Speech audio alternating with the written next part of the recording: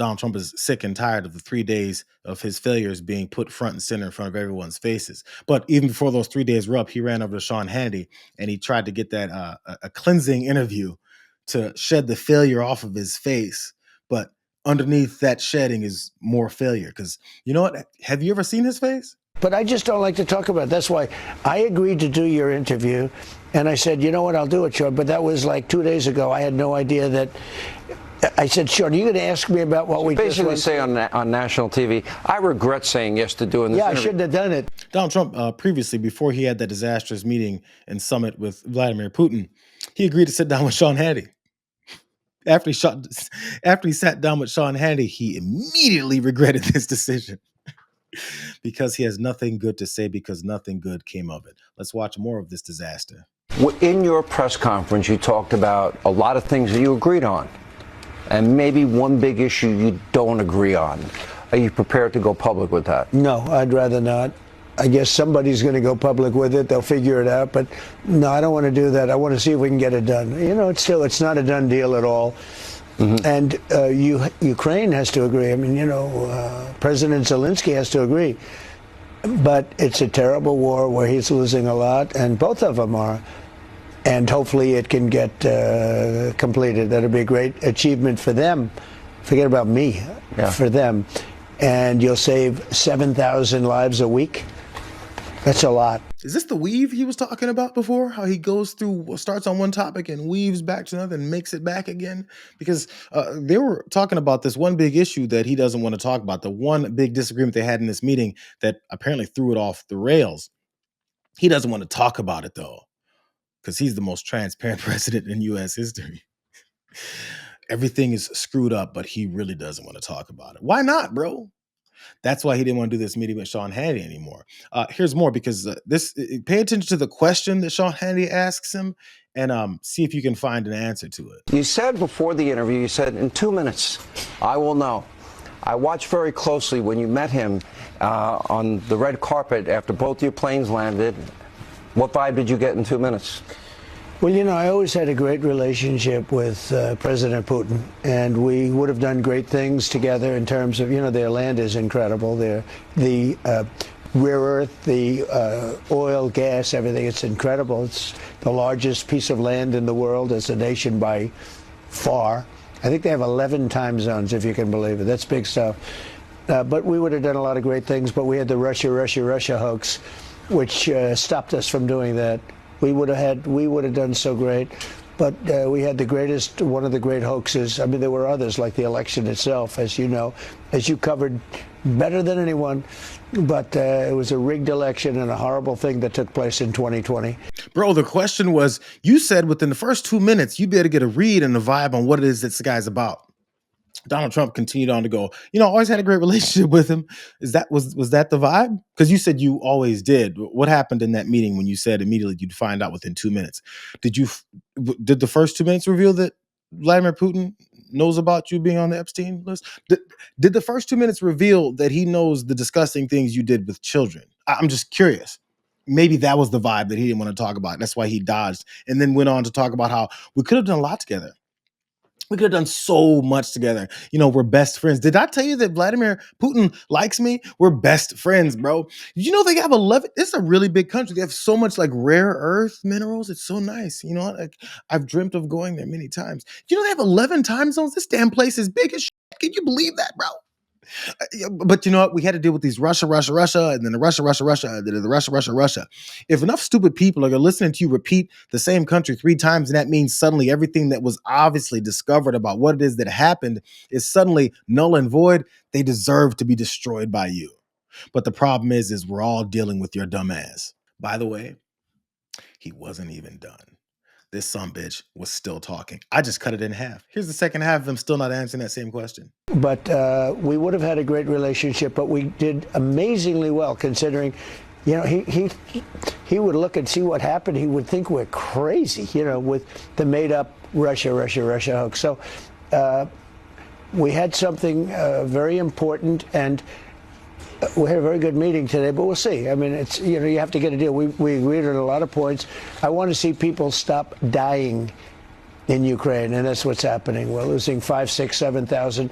They're Russians, mostly Russians, and they're Ukrainian soldiers. There's some people dying in cities and towns where they're trying to blow up missile manufacturers and other things in some cities. I don't know if you know what's going on there, but there are a lot of people dying.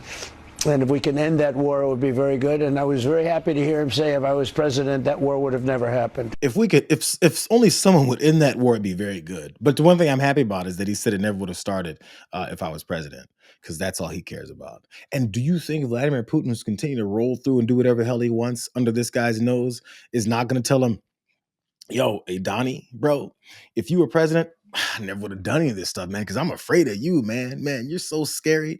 I wouldn't have done anything if only you were president. Matter of fact, I wish you were I wish you were permanent president.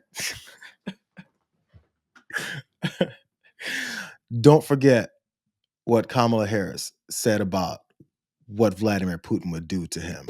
I believe the reason that Donald Trump says that this war would be over within 24 hours is because he would just give it up. If Donald Trump were president, Putin would be sitting in Kyiv right now. And understand what that would mean, because Putin's agenda is not just about Ukraine. Understand why the European allies and our NATO allies are so thankful that you are no longer president, and that we understand the importance of the greatest military alliance the world has ever known, which is NATO, and what we have done to preserve the ability of Zelenskyy and the Ukrainians to fight for their independence. Otherwise, Putin would be sitting in Kyiv with his eyes on the rest of Europe, starting with Poland. And why don't you tell the 800,000 Polish Americans right here in Pennsylvania how quickly you would give up for the sake of favor and what you think is a friendship with what is known to be a dictator who would eat you for lunch. And after you rewatch that, think about what he's doing to Donald Trump and ask yourself, was she right? Sean Hannity sat there in front of him and listened to those stupid ass answers and decided to regurgitate them instead of having a brain and going, that none of that made any sense. So he after that interview, after everyone else heard those parts of that interview, he said this. A couple of things really stand out to me. Vladimir Putin saying to the world, this war never would have happened had Donald Trump been president. Donald Trump, scale of 1 to 10, gives it a 10. I took a lot away from this interview. But Sean Hannity, he was impressed. 10 out of 10. The objective was to go in and have a ceasefire. They came out without a ceasefire, didn't answer any questions, walked out with his head down, looked scared and ashen, and then got their faces stepped on. But 10 out of 10 results for this. These are mediocre people getting propped up by other mediocre people for the sake of showing us some false realities about what we're seeing in front of our faces. How was that a 10 out of 10 meeting? How was it a 10 out of 10 meeting when he walked in and sat in front of your face and said, Sean, I agreed to do this interview, and because you kiss my ass every day, I'm going to do it, but got to be honest with you, bro, I don't have very many good things to say, so I wish I didn't. 10 out of 10. It's a 10 out of 10, though. Great job. Are we ready to stop following these idiots yet? Are enough people ready to stop following these idiots yet? This is that lie about whether or not Vladimir Putin told Donald Trump that he thinks he won the 2020 election. He really wishes he was there. This is what Sean Hannity believed. Vladimir Putin said something, one of the most interesting things. He said, your election was rigged because you have mail-in voting. He said mail-in voting, every election. He said no country has mail-in voting. It's impossible to have mail-in voting and have honest elections. And he said that to me. It was very interesting because we talked about 2020. He said, you won that election by so much.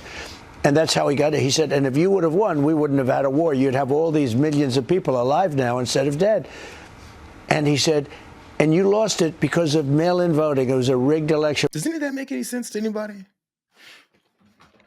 You know what? Let's give it to him. Putin told Donald Trump, you won that 2020 election. I wish you were in office.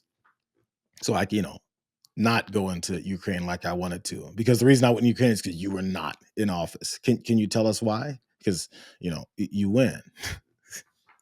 And now that he's not agreeing to any ceasefires or any kind of deals or stopping it all, that Donald Trump is in office right now, why doesn't he stop? Since all that is the presence of Donald Trump being nearby for him to not do the things that he's doing. Why not? When is Sean Hannity going to ask him that question? So why didn't he stop now? The second you were elected, why didn't he go, oh, Trump is back?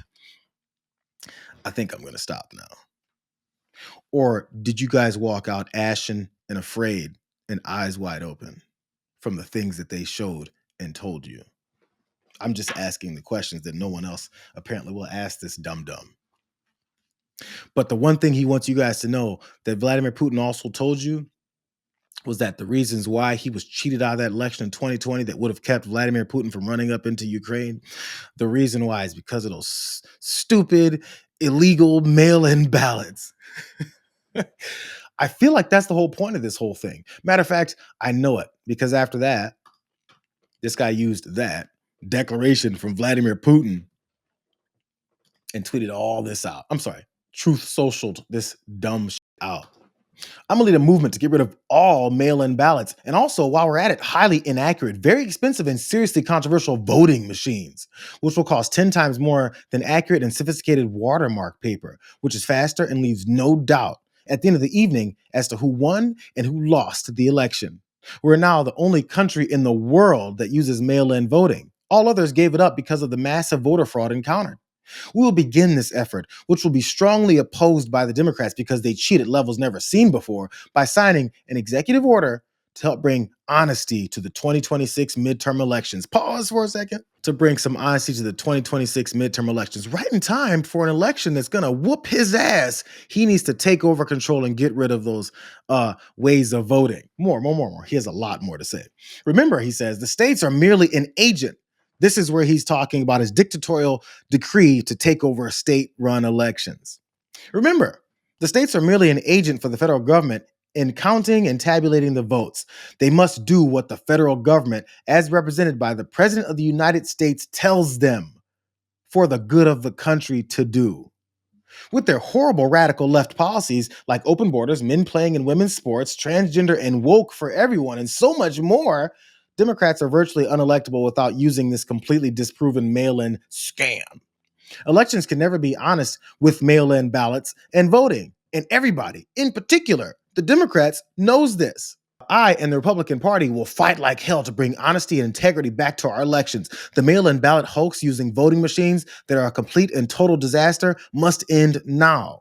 Remember, without fair and honest elections and strong and powerful borders, you don't even have a semblance of a country. Thank you for your attention to this matter. I'm the dictator of this country. I'm going to do whatever the hell I want. As a matter of fact, I'm about to get my ass kicked in these upcoming elections. It's over a year from now.